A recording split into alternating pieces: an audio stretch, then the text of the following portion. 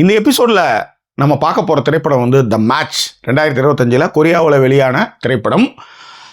இந்த படம் வந்து ஒரு பயோகிராஃபிக்கல் ஸ்போர்ட்ஸ் ட்ராமா. இப்போ நம்ம வந்து படத்துக்கு விரிவாக பார்க்குறதுக்கு முன்னாடி நம்ம வந்து ஒரு இன்ட்ரோ கொடுக்குறேன். அது காரணம் என்னென்னா, this is a life lesson. ஏன்னா நம்ம வாழ்க்கையில் எப்பயுமே நம்ம வந்து தோல்வின்றது நம்மளுக்கு பிடிக்கவே பிடிக்காது. நம்மளை யாராவது ஒருத்தவங்க கிரிட்டிசைஸ் பண்ணாலோ தோல்விகளோ நம்மளுக்கு வந்து பிடிக்கவே பிடிக்காது. நியாயமான விமர்சனங்கள் நம்ம முன்னாடி வைக்கும்போது ஒன்றும் பிரச்சனை கிடையாது. ஆனால் நியாயமே இல்லாமல் நம்ம மீது வைக்கக்கூடிய விமர்சனங்களுக்கு நம்ம பதில் சொல்ல வேண்டிய அவசியம் இல்லை. ஆனால் அதே நேரத்தில் தோல்வி இல்லை, நம்மளால் இப்போ முடியலை. இப்போ உதாரணத்துக்கு நம்ம வந்து ஒரு 20 வயசில் ஓடி போய் ஜம்ப் பண்ணுற இடத்த வந்து ஒரு 40 வயசில் செய்ய முடியாது. ஒரு 20 வயசில் ஓடி போய் ஒரு முதல்ல தாண்டுற மாதிரி வந்து 40 வயசில் பண்ண முடியாது. கொஞ்சம் சிரமமாக இருக்கும். ஆக உங்களுக்கு வயசாகணுதுன்றதை நீங்கள் ஒத்துக்கணும் இல்லையா?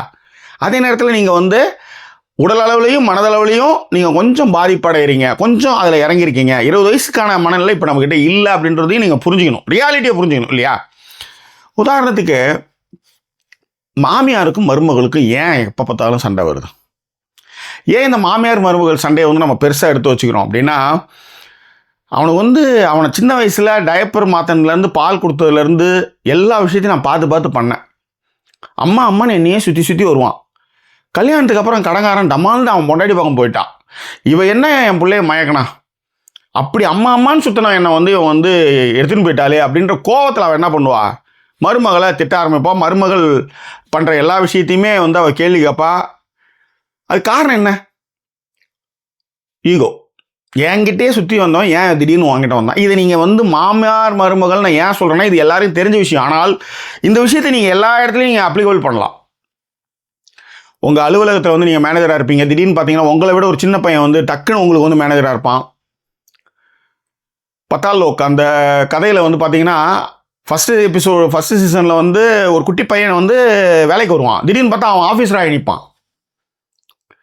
பட் நீங்கள் ஹீரோ பார்த்தீங்கன்னா செகண்ட் எபிசோடில் வந்து அவர் வந்து செகண்ட் சீசனில் வந்து அவர் வந்து ரியாலிட்டி புரிஞ்சுக்குவார். அவன் ஆஃபீஸர். 12th ஃபெயில் பார்த்துருப்பீங்க. ஒரு திட்டு பையனை, ஒரு கஷ்டத்தில் இருக்கிற பையனை வந்து ஒரு போலீஸ் என்ன சொல்லுவார், டேய் இது பண்ணாதரா, பொய் சொல்லாரான்னுவார். கிளைமேக்ஸில் என்ன பண்ணுவார், அவன் உயர்ந்த பதவியில் இருப்பான். கல்யாண பத்திரிக்கை வரும்போது அவர் என்ன பண்ணுவார், டேய் அவனடா நீ அப்படின்னு சொல்லிட்டு சல்யூட் வைக்கிறார். பார்த்தீங்களா? ஏன்னா அவர் வந்து அந்த பையன் வந்து உயர்ந்த பதவிக்கு போயிட்டான். நீங்கள் அதை ஏற்றுக்கிட்டு ஆகணும். உங்கள் ரேங்கை நீங்கள் ரியலைஸ் பண்ணணும். நீ நிதர்சனம் புரியணும், ரியாலிட்டி உங்களுக்கு தெரியணும். அப்போ நீங்கள் என்ன செய்யணும் அப்படின்னா, ஆமாம் நானும் தோப்பேன், வாழ்க்கையில் நானும் கீழே இறங்குவேன், மேலே ஏறுவேன் அப்படின்ற நம்பிக்கை உனக்கு. நான் ஜெயிச்சுட்டே இருப்பேன், நான் இல்லை நான் என் வந்து விட்டே கொடுக்க மாட்டேன். இந்த மாதிரி ஈகோவில் நிறைய ராஜ்யங்கள் எழுந்தது, நிறைய சொத்துக்கள் போச்சு. ரியாலிட்டியை நீங்கள் புரிஞ்சுக்கணும். இந்த தப்பை நான் செஞ்சுருக்கேன், செய்வேன், செய்யாமலும் போகலாம்.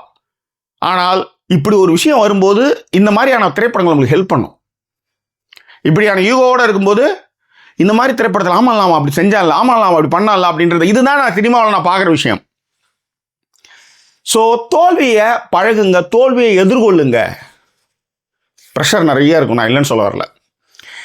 அப்படியான ஒரு கதை தான் தி மேட்ச். இந்த படத்தினுடைய விரிவான விமர்சனம் தான் இந்த எபிசோடில் பார்க்க போகிறோம். அதற்கு முன்பாக இந்த தளத்தை இதுவரை சப்ஸ்கிரைப் பண்ணாதவங்க சப்ஸ்கிரைப் பண்ணுங்கள், லைக் கமெண்ட் ஷேர் பண்ணுங்கள். விரிவான பார்வைக்கு ஸ்டே டியூன் வித் அஸ்.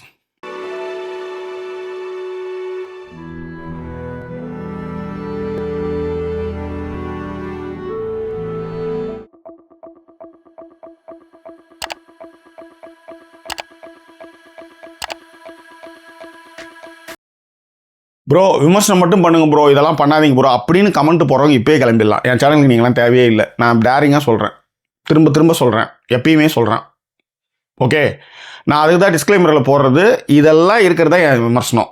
இதெல்லாம் இருந்தால் வா, இல்லையா போயிட்டே. அதை விட முக்கியமான வேலை பாரு, நல்லா பெரிய லெவலுக்கு போ, சந்தோஷமாக இரு. இங்கே வந்து உரண்டை இருக்காத, என்கிட்ட வராத, வேணாம், கிளம்பிடு. Right, the match. நான் முன்னாடியே சொன்ன மாதிரி உண்மை சம்பவங்களின் அடிப்படையில் எடுக்கப்பட்ட திரைப்படம்.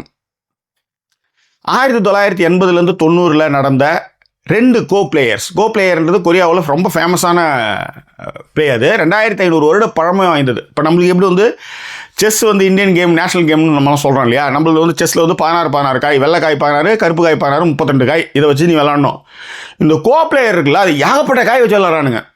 ஓகே, ஸோ இந்த மேட்ச்சில் 2 உண்மையான நபர்கள் 1980-90 நடந்த விஷயங்களுடைய சுவையான ஒரு தொகுப்பு தான் இந்த திரைப்படம். நான் கன்க்ளூஷன் சொல்கிறதுக்கு முன்னாடி இப்போயே சொல்கிறேன், உங்கள் பிள்ளைங்க யாராக இருந்தாலும், ஆம்பளை பிள்ளையாக இருந்தாலும் பொம்பளை பிள்ளையாக இருந்தாலும், இந்த லீவில் இந்த படத்தை போட்டு காமிங்க. படத்தில் செக்ஸ் காட்சிகள் அது மாதிரிலாம் எதுவும் கிடையாது. குழந்தைங்க கற்றுக்கிறதுக்கான நிறைய விஷயங்கள் இருக்குது. ஏன்னா குழந்தைங்க வந்து தோக்கிறது அப்படின்றது அதுங்களுக்கு பிடிக்காது. தோக்கிறதும் வாழ்க்கையில் ஒரு பகுதி தான் அப்படின்னு சொல்கிறது தான் இந்த திரைப்படம். இந்த படத்துடைய கதை என்ன அப்படின்னு பார்த்தீங்கன்னா, சோ ஹூ யூங் அவர் வந்து ரொம்ப பெரிய சாம்பியன். 80s வந்து பயங்கர சாம்பியன். அவர் வந்து விளையாடினார்னா அவ்வளோதான். இப்போ எப்படி நம்ம ஊரில் வந்து விஸ்வநாத ஆனந்த் மாதிரி சொல்லிக்கலாம்னு வச்சுக்காங்க. இப்போ நம்மளுக்கு அவர் தான் தெரியும் அப்படின்ற. அப்புறம் வந்து குரோசி இன்னும் பசங்களாம் வந்திருக்காங்க, நிறைய பசங்க செஸ்ஸில் சொல்கிறேன், புது பசங்களாம் வந்திருக்காங்க. ஏன்னா அந்த அளவுக்கு அப்போ இருக்கிறதுனால அவருடைய உதாரணமாக சொல்கிறேன். ஏன்னா அப்போ வேறு யாருமே கிடையாது, இன்றைக்கி நிறைய பேர் இருக்காங்க. ஓகே, ஸோ அந்த மாதிரி வந்து செஸ்ஸில் நம்ம எப்படியோ அந்த மாதிரி வந்து 80s வந்து அவர் வந்து பேர் என்ன, சோ ஹூ யூங், அவர் தான் வந்து சாம்பியன். ஸோ அப்போ வந்து அமைச்சராக ஒரு பையனை பார்க்குறாரு, அவன் பேர் வந்து லீ சாங். இப்போ இந்த 2 பேரும் எப்படி மோதுறாங்க அப்படின்னும் போது, லீ சாங் அதாவது நம்ம சோஹூ இருக்கார் இல்லையா, அவருக்கு ஒரு குருநாதர் இருந்தார். இந்த கோ பிளேயர்ஸில் இருக்கிற டெக்னிக்ஸ்லாம் அவர் தான் சொல்லிக் கொடுத்தாரு. அது மாதிரி சிங்மிங் அவங்க பேர் ஏதோ வாதியாரை வந்து அப்படி சொல்கிறாங்க அந்த ஊரில். அதாவது எனக்கு கற்றுக் கொடுத்த குரு அப்படின்ற ஒரு ஸ்தானத்தை கொடுக்குறாங்க ஒரு குருவுக்கு இந்த கேமில். அந்த மாதிரி இந்த அமைச்சர் பையனை வந்து அந்த பையனை வந்து அவர் பார்க்குறாரு. இவர் பெரிய சாம்பியன், பட் அந்த சின்ன பையன் வந்து பயங்கர ஸ்பார்க்காக இருக்கான்ட்டு அந்த பையனை வந்து தத்துருக்கிறன்னா இப்போ குரு சிஷியம் மாதிரி உறவு மாதிரி இவர் அந்த பையனுக்கு எல்லாமே கற்றுக் கொடுக்குறாரு. அவங்க தாத்தா தான் இவங்க கிட்ட வந்துடுறாரு. இவங்க வீட்டில் வந்து அந்த பையன் வந்து ஒரு பையனாக வளர்றான். ஓகே, ஸோ அந்த பையன் வளர்ந்ததுக்கு அப்புறம் என்ன ஆகுதுன்னா, 2 பேருக்கும் வந்து போட்டியில் என்ன ஆகுது, அவன் ஜெயிக்கிறான். ஏன்னா நான் ஏன் இந்த கதையை சொல்கிறேன்னா, இதெல்லாம் தெரிஞ்ச கதை தான். உங்களுக்கு வரலாறு தட்டி பார்த்தீங்கன்னா உங்களுக்கு ஈஸியாக தெரிஞ்சிடும். ஒரு மாணவனும் ஆசிரியரும் மோதுறதுக்கான கதை தான் வந்து த மேட்ச். எப்படி ஆசிரியர் எதிர்கொண்டார், அவருக்கான ப்ரெஷர்லாம் என்ன, அவர் எப்படி வெளியே வந்தாருன்ற கதை. இப்போ அமரன் படம் நான் பார்க்குறதுக்கு முன்னாடி என்னடா இது தெரிஞ்சு போன கதை, எவ்ரிபடி நோஸ் தட் ஸ்டோரி. ஆனால் நீங்கள் படம் பார்க்கும்போது அழுத நான். அந்த மாதிரி அதற்கான காட்சி அமைப்புகள், அந்த மாதிரியான விஷயங்கள் தெரிஞ்ச கதை தான். ஆனால் அதில் இருக்கிற நுவான்சஸ் உங்களுக்கு தெரியாதுல்ல. அதனால தான் நீங்கள் இந்த படத்தை பாருங்கள் அப்படின்னு நான் சொல்கிறேன். சார் இதான் தெரிஞ்சு போச்சு சார், இல்லை, நீங்கள் படம் பாருங்கள். அது எவ்வளோ பெரிய பியர் ப்ரெஷர் கொடுக்கும் அப்படின்றது நீங்கள் படம் பார்க்கும்போது தான் தெரியும். ஏன்னா பொண்டாட்டிலேருந்து பிள்ளையிலேருந்து எல்லாமே ஜெயிக்கிறவன்னு நினச்சிட்டு இருக்கா. திடீர்னு பார்த்தா அவன் கூட வளர்ந்த வீட்டிலே வச்சு சோறு போட்ட ஒரு ஸ்டூடெண்ட் அவனை தோத்தடிச்சா எப்படி இருக்கும், அவனுக்கு என்னெல்லாம் பண்ணுவான், அவன் எப்படி வெளியே வந்தான், அந்த பாடி லாங்குவேஜ் அதெல்லாம் பெரிய விஷயம். அடி பின்னிட்டாங்க. யார் தெரியுங்களா, இந்த படத்தில் வாதியார் கதாபாத்திரத்தில் சாம்பியன் கதாபாத்திரத்தில் யார் நடிச்சிருக்காருன்னா, கொரியாவில் பிரபலமான லீ யோங் ஹூ அவர் தான் நடிச்சிருக்காரு. Join security, a bitter sweet life. Better sweet life வந்து பெஸ்ட் ரிவெஞ்சுக்கான ஃபிலிம். இந்த படத்தை மிஸ் பண்ணிட்டாதீங்க யாரோ. அதே மாதிரி the good, the bad, the weird, இந்த படத்தையும் மிஸ் பண்ணிட்டாங்க. இந்த படம் நான் வந்து விமர்சனம் எழுதியிருந்தேன், ஆனால் ஒரு வீடியோ பண்ணலன்னு நினைக்கிறேன்.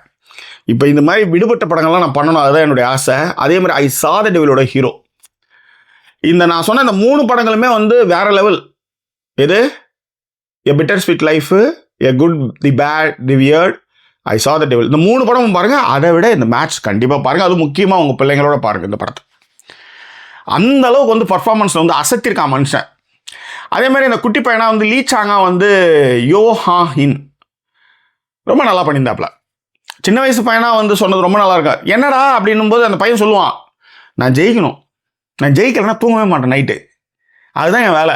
அதாவது ஒரு சில பசங்க அது மாதிரி இருப்பாங்க. திடீர்னு இப்போ யாரோ ஒரு 16 வயசில் 18 வயசில் ஒரு பையன் வந்து 36 பாலில் 100 ரன் எடுத்தாலாம் சொல்கிறாங்க இல்லையா, அந்த மாதிரி யாராவது ஒருத்தன் வருவான். ஏன்னா இங்கே நீங்கள் பிரபலமாக இருக்கும்போதே ஒரு ஆளை எடுத்து வந்து நிறுத்தும் இயற்கை. அதை நீங்கள் நல்லா புரிஞ்சுக்கணும். தோனின்னும் போது டக்குன்னு ஒரு குட்டி பையன் வந்து எல்லாத்தையும் உடச்சிட்றான்ல, ரெக்கார்டெலாம் உடைக்கிறான்ல, புரியுதுல்ல.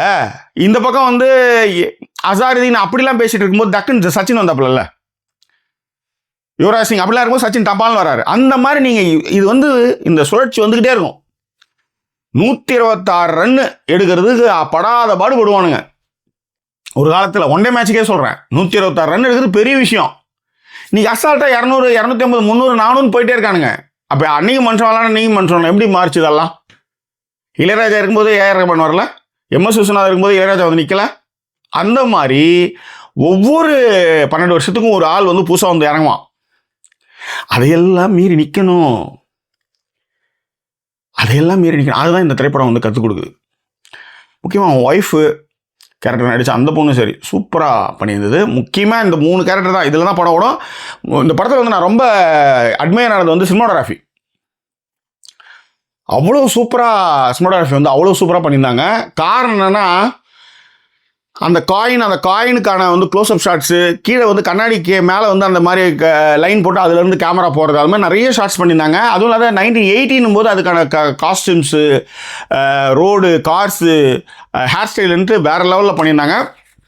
ஸோ உண்மையிலே வந்து இந்த படம் வந்து ஃபண்டாஸ்டிக்கான ஃபில்மு. 5க்கு 4 ரைட், 5க்கு 4 கண்டிப்பாக பார்த்தே ஆகணும். முக்கியமாக உங்கள் பிள்ளைங்களோட உட்காந்து பார்க்கணும், டைம் ஸ்பெண்ட் பண்ணுறது அது முக்கியமாக. அதுதான் இது வந்து நெட்ஃப்ளிக்ஸில் அவைலபிளாக இருக்குது. தமிழ் டப்பிங் இல்லை, இங்கிலீஷில் தான் பார்த்தேன். நீங்களும் வந்து இங்கிலீஷ்லேயே பார்த்து என்ஜாய் பண்ணுங்கள். வேறு என்ன இது மாதிரி கருத்துள்ள ஏதாவது படங்கள் இருந்தாலும் நீங்கள் பெருண்டங்களை தெரியப்படுத்துங்க. முக்கியமாக லீவ் நாளில் பசங்களுக்கு சொல்கிற படங்கள், இப்போ நான் சொன்ன மாதிரி இதுக்கு ரிலேட்டடான படங்கள் எதாவது இருந்தால் சொல்லுங்கள். நான் கூட ஒரு டாப் 10 பண்ணிகிட்டு இருக்கணும். ஸோ அதனால் அதை வந்து போடுங்க.